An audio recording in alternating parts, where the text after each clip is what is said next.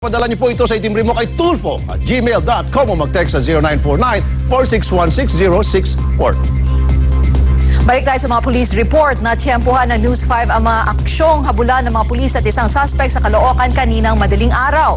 Nambugbog daw ang suspect dahil lang sa agawan ng mga pasahero sa terminal ng jeep. Ibalita mo, Jay De Castro. Huli sa kamera ang pakikipaghabulan ng mga pulis sa isang lalaki sa Sangandaan, Caloocan kaninang madaling araw. Inireklamo ang lalaki ng pambubugbog at panunutok daw ng balisong. Nakuha rin mula sa kanya ang isang balisong na palihim pa niyang inilaglag habang tumatakas. Sabihakin yun. Binaw mo eh. Nalaglag mo yan, nalaglag. Kinilala ang suspect na si Larry Pascual. Na-corner din ng mga pulis ang isa pang umanong kasabwat niya na si Lian Bautista. Kwento ng biktima si Albert Dalion. Bigla na lang siyang pinagtulungan ng mga suspect. Kasi na sir. Sa jeep, sa loob. Mas pasigal ginagawa niya eh. Anong ginawa sa'yo? Sinapok ako. Patingin na sapok mo sir. Ito. Hindi ka mahinolda. Hindi. May pero wala mapalaksak yan eh. Titirahin ako eh. Ang punot dulo ng away, simpleng agawan sa pasahero at lamangan sa pila ng jeep. Pagbaba ng mga pasero, sabay na yung sampa. Pinagsusuntok niya ako. Oo. Kaya ang ginawa ko, bumalik na ako dito.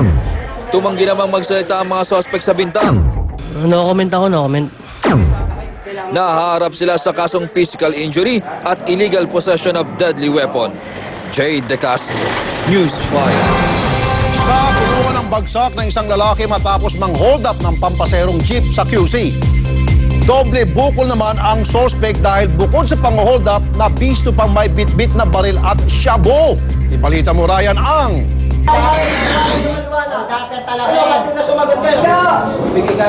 Galit na sinapak ni Rolando Cruz ang suspect na si Albert Alcantara sa QCPD Station 6 kanina madaling araw. Bukod kasi sa pang-hold up, pinaputukan pa raw sila ng baril ng suspect. Yung time na yun, talagang hindi na namin alam kung anong mangyari, kung mabubuhay pa kami. Kasi yung baril eh, ganun-ganun na eh.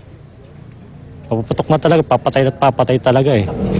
Ayon sa investigasyon, sumakay sa Quezon Circle ang mga suspect. Pagdating sa Luzon Avenue, nagdeklara na raw sila ng hold up. Cellphone lang ang naagaw ng mga kawatan na hindi na nakaporma dahil binilisan ng driver ang takbo ng jeep. Hindi ho makatalon yung mga hold-upper dahil matulin ho yung takbo ng sasakyan.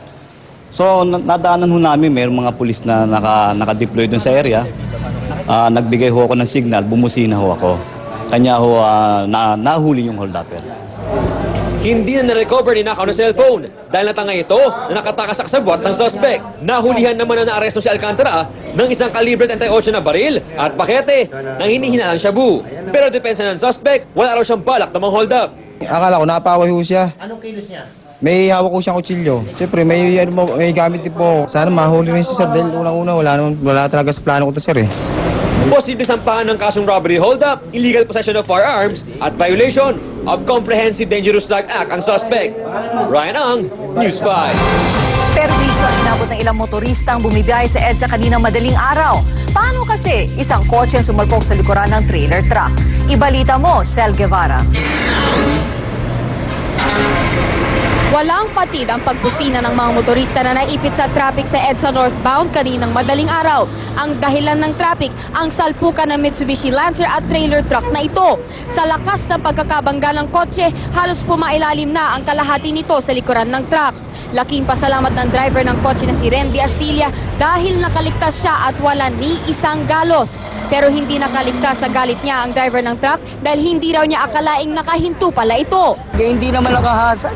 Tinan mo nga kahit kayo, you will notice kung gaano kalabo yung hazard na yan. And from you, ikaw matatanaw mo. Kahit nga sila ngayon, tinan mo. Giit naman ang driver ng truck na si Bernardo Coronan. Imposibleng hindi raw nakita ng nakabanggang driver ang ilaw sa likod ng truck. Paano niya di makita ma'am? Kahit ikaw makita mo, ang liwanag ng ilaw ko. Tingnan nyo. Kitang-kita. Ang liwanag. Sa QC Station 10, idiniretso ang sasakyan ng mga driver para imbestigahan kung sino ang tunay na may kasalanan. Cel Guevara, News 5.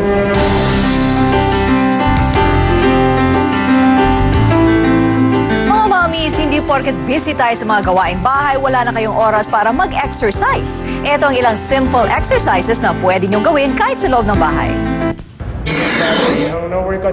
Mga misis, narito na ang part 2 ng ating exercise. Kung last Tuesday ay nag-enjoy kayo sa aming tips, ngayon naman ay level up na ang ibibigay na steps ng ating mga fitness instructor mula sa Gold's Gym. Unang step, ang lunges.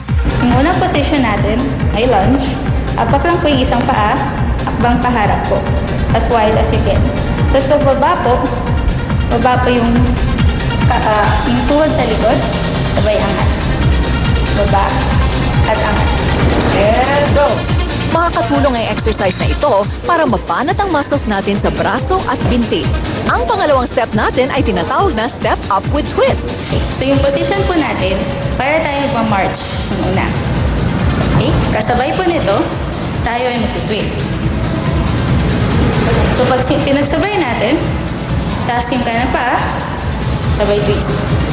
Baba at kabila. Sa step up with twist, mababanat ang ating muscles sa binti, braso at bewang. Ang pangatlong step ay Superman. Sa step na ito, mababanat ang iyong braso, binti at likod. Pag inangat natin, siguraduhin dapat nakadiretso pa rin ang likod. Go, go, go mga mamis! Pang-apat na step, mountaineering plank. Ang exercise na yun, sabay lalapit natin ang tuhod natin sa chest. Bawat step, inhale, exhale tayo.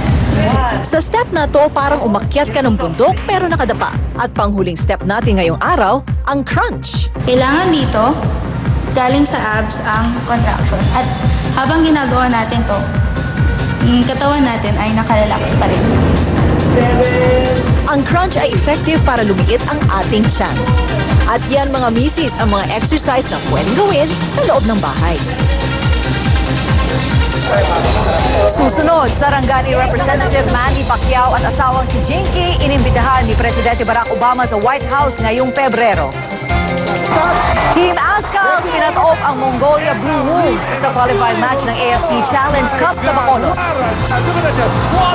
At saging, ginawang martilyo ng mga estudyante sa Amerika.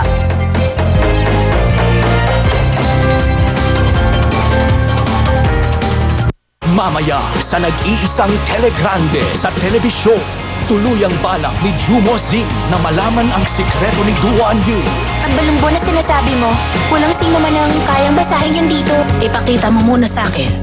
Ito'y para malaman ko kung totoo.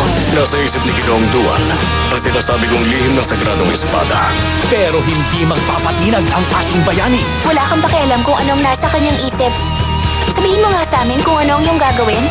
Susunugin ko ang isang ito. Naintindihan ninyo?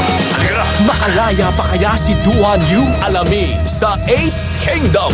Mamayang tanghali pagkatapos ng balitaang tapa. Dito lang sa TV5.